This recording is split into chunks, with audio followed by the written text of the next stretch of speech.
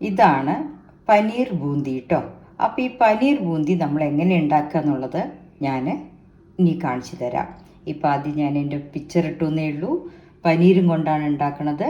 Very simple, tasty, healthy. Okay, അപ്പോൾ ഇത് എങ്ങനെ ഉണ്ടാക്കുക എന്നുള്ളത് വീഡിയോ ഞാൻ കാണിച്ചു തരാം. ഓക്കെ, ഇന്ന് ഞാൻ പനീർ കൊണ്ടുള്ള ഒരു സ്വീറ്റാണ് ഉണ്ടാക്കുന്നത്. അപ്പോൾ ഇത് പനീര് ഞാൻ വീട്ടിലുണ്ടാക്കിയതാണ്. നമ്മൾ പാൽപ്പാട എടുത്ത് ബോട്ടിലിൽ സൂക്ഷിച്ച് വെച്ചിട്ട് വെണ്ണ എടുത്ത ശേഷം കിട്ടണ ആ പാലിൻ്റെ ഇതിന്ന് എടുത്ത പനീരാണിത്. നേരത്തെ ഒരു വീഡിയോയിൽ ഞാനിത് കാണിച്ചിട്ടുണ്ടായിരുന്നു, നെയ്യ് ഉണ്ടാക്കണ വീഡിയോയിൽ കേട്ടോ. അപ്പോൾ അതിന് പനീർ എടുത്തിട്ടുണ്ട്, പഞ്ചസാര എടുത്തിട്ടുണ്ട്. അപ്പോൾ 3 കപ്പ് പനീരുണ്ട്. ഏത് അളവിൽ നിങ്ങൾ എടുക്കണോ അതിൻ്റെ പകുതി പഞ്ചസാര. അപ്പോൾ 3 കപ്പ് പനീരിന് 1.5 കപ്പ് പഞ്ചസാര എടുത്തിട്ടുണ്ട് കേട്ടോ. ഇനി എങ്ങനെ ഉണ്ടാക്കുക എന്നുള്ളത് കാണിച്ചു തരാം.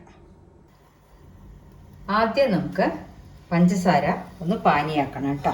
അപ്പോൾ പഞ്ചസാര നമ്മൾ പാനിൽ ഇട്ടു. ഇനി കുറച്ച് വെള്ളം ഒഴിച്ചിട്ട് അതൊന്ന് നല്ല സിറപ്പാവണം, പഞ്ചസാരയൊക്കെ അലിയണം.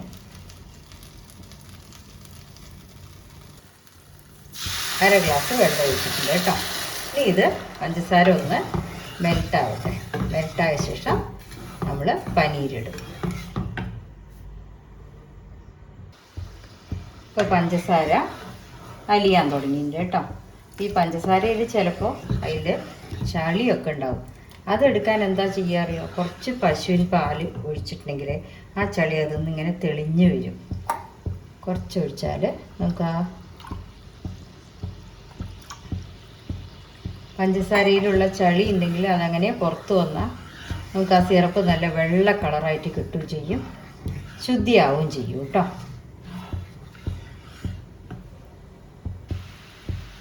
ഇപ്പം കണ്ടോ, ആ പഞ്ചസാരയിലത്തെ ചളിയൊക്കെ അതങ്ങനെ ഓരോരുത്തിക്ക് തെളിഞ്ഞ് ഇതായിട്ട് വരും. അതിന് ഇനി നമ്മളത് മാറ്റിയെടുക്കണം.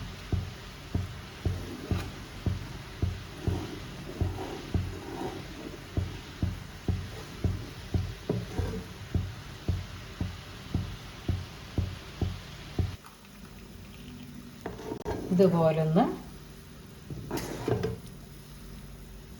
കണ്ടോ, ചളിയുള്ളത് പരന്നങ്ങോട്ട് വരും കേട്ടോ.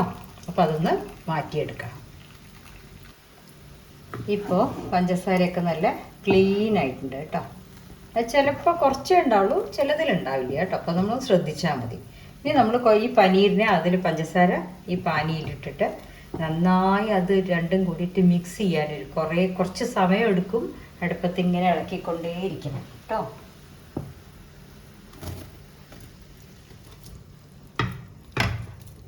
പനീരും പഞ്ചസാര പാവും കൂടെ അങ്ങോട്ട് നന്നായിട്ട് ചേരണം. അത് വരക്കി ഇളക്കിക്കൊണ്ടേയിരിക്കണം. കുറച്ച് അടുപ്പത്ത് നിൽക്കേണ്ട പണി തന്നെയാണ്.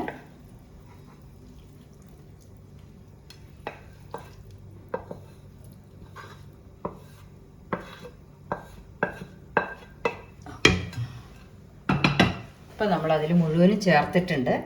ഇനി അത് നന്നായിട്ട് പനീരും പഞ്ചസാരപ്പാവും കൂടെ അങ്ങോട്ട് ചേർന്ന് നല്ലൊരു ലൈറ്റ് ബ്രൗൺ ഷെയ്ഡ് ആവണ വരയ്ക്കും നമ്മൾ ഇത് വഴറ്റണം കേട്ടോ. ഇനിയും ആയിട്ടില്ല, ഇതൊരു 10-15 മിനിറ്റായി വെച്ചിട്ട്. അപ്പോൾ നമ്മുടെ ഈ പനീരും പഞ്ചസാരയുടെ പാവും കൂടെ അങ്ങോട്ട് നല്ലോണം കലരണം കേട്ടോ. കലർന്ന ശേഷം നമുക്ക് ഇത്തിരി നെയ്യൊക്കെ ഒഴിക്കാനുണ്ട്. ഇനി ഫ്ലേവർ ഇഷ്ടമുള്ളവർക്ക് ഏലക്ക വേണമെങ്കിൽ ഏലക്ക ഇടാം, അല്ല കുങ്കുമപ്പൂ ഇഷ്ടമുള്ളവരാണെങ്കിൽ അതും ഇടാം കേട്ടോ. അതിട്ടുണ്ടെങ്കിൽ അതിൻ്റെ ഫ്ലേവർ മാറുന്നേ ഉള്ളൂ. ഞാനിപ്പോൾ ഇതൊന്നും ഇടില്ല, വെറും നെയ്യും പഞ്ചസാരയും പനീരും മാത്രമേ ഉള്ളൂ. അപ്പോൾ അത് ഇനി ഇതിൽ പഞ്ചസാരയും ഈ പനീരും കൂടിയിട്ട് നന്നായി യോജിക്കണം. ഒന്നും ആയിട്ടില്ല, ഇനി ആവാനുണ്ട് കേട്ടോ. ഇപ്പോൾ നമ്മുടെ പഞ്ചസാര പാനിയൊക്കെ ഈ പനീരായിട്ട് നന്നായിട്ട് യോജിച്ചിട്ട് ഡ്രൈ ആവാൻ തുടങ്ങിയിട്ടുണ്ട്. ഇനി ഒന്നുകൂടെ ഡ്രൈ ആയിക്കഴിഞ്ഞാൽ നമ്മൾ കുറച്ചായി നെയ്യ് ഒഴിച്ചിട്ട് റോസ്റ്റ് ചെയ്യും കേട്ടോ. നന്നായിട്ട് റോസ്റ്റ് ചെയ്യും. കുറച്ചായി നെയ്യ് ഒഴിക്കുക. അതൊക്കെ പിടിച്ച് കഴിഞ്ഞാൽ ഒരു അര ഗ്ലാസ് നെയ്യെങ്കിലും വേണം കേട്ടോ. അതായത് ഒരു 100 ഗ്രാം അര ഗ്ലാസ് പറഞ്ഞാൽ ഒരുപാടല്ല, 100 ഗ്രാം നെയ്യെങ്കിലും ഇതിന് വേണം. എന്നിട്ട് അതിന് നമ്മളിത് മുരിച്ചെടുക്കും. അതാണ് ഇതിൻ്റെ ഒരു സ്വാദ്.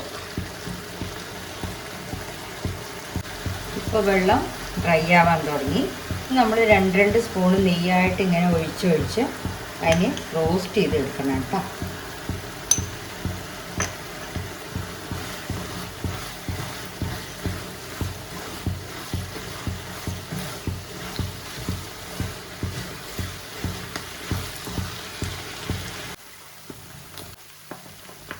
ഇതിൽ പാവ് മുറുകുമ്പോൾ നന്നായിട്ട് ഇതാ കണ്ടോ, ലൈറ്റ് ഈ ബ്രൗൺ ഷെയ്ഡ് ഇനിയും വരണം. ഈ നാളികേരമൊക്കെ നമ്മൾ വറുത്ത് കൊട്ടുമ്പോൾ പൊട്ടില്ല, അതുമാതിരി നെയ്യ് പടപടാതെ പൊട്ടു കിട്ടോ.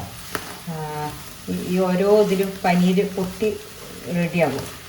അപ്പോൾ നെയ്യും പനീരും പഞ്ചസാരയും കൂടിയിട്ട് പാവും കൂടി ചേർന്ന് ഒരു നല്ലൊരു ടെക്സ്ചർ വരും. അത് വരയ്ക്കും ആ വാസനയും സ്വാദും വരുന്ന വരയ്ക്ക് നമ്മൾ ചെറുതായിട്ടിട്ട് ഇനി ചെറുതിയിലിട്ടിട്ട് റോസ്റ്റ് ചെയ്യണം കേട്ടോ. ഇപ്പം നമ്മുടെ സ്വീറ്റ് റെഡി ആയിട്ടുണ്ട്. ഇതിപ്പോൾ പനീരാണെന്ന് ആർക്കും അറിയില്ല. കുട്ടികൾക്ക് നല്ലൊരു സ്നാക്സും ആയി.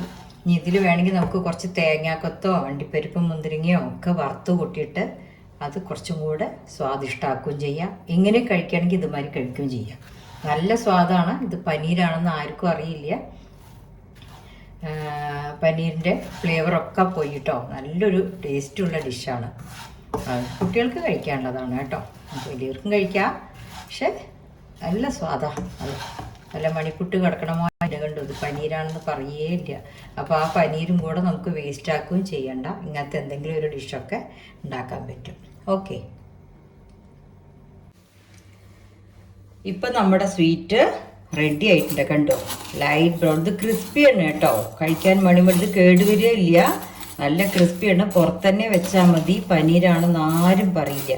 പനീര് വീട്ടിലുണ്ടാക്കുന്ന പനീരും കൊണ്ടാണ് ഞാൻ ഉണ്ടാക്കിയത് കേട്ടോ. പിന്നെ വേറെന്താണ്, ഇനി ഇതിലേക്ക് കുറച്ച് ഞാൻ നെയ്യിൽ കുറച്ച് അണ്ടിപ്പരിപ്പും മുന്തിരിങ്ങയും കൂടെ വറുത്തിടുന്നുണ്ട്.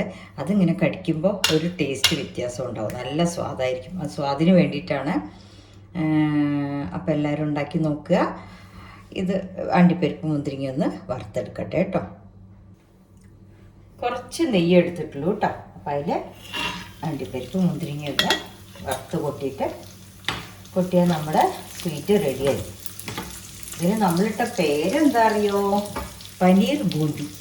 നമ്മൾ മധുര ബൂന്തിയൊക്കെ കഴിക്കുമല്ലോ, കടലമാവ് കൊണ്ടാണ് ഉണ്ടാക്കിയത്. അതിൻ്റെയൊക്കെ വലിയൊരു ടേസ്റ്റാണ്.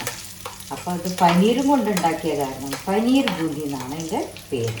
ഓക്കെ, അതാരും ഉണ്ടാക്കിയിട്ടുണ്ടാവില്ല ഇതുവരെ. ഞാൻ കണ്ടിട്ടുമില്ല കേട്ടിട്ടുമില്ല. അപ്പോൾ ഇത് എൻ്റെ വക ഒരു റെസിപ്പി പുതിയതാണ്. എല്ലാവരും ഉണ്ടാക്കി നോക്കുക. Okay, thank you.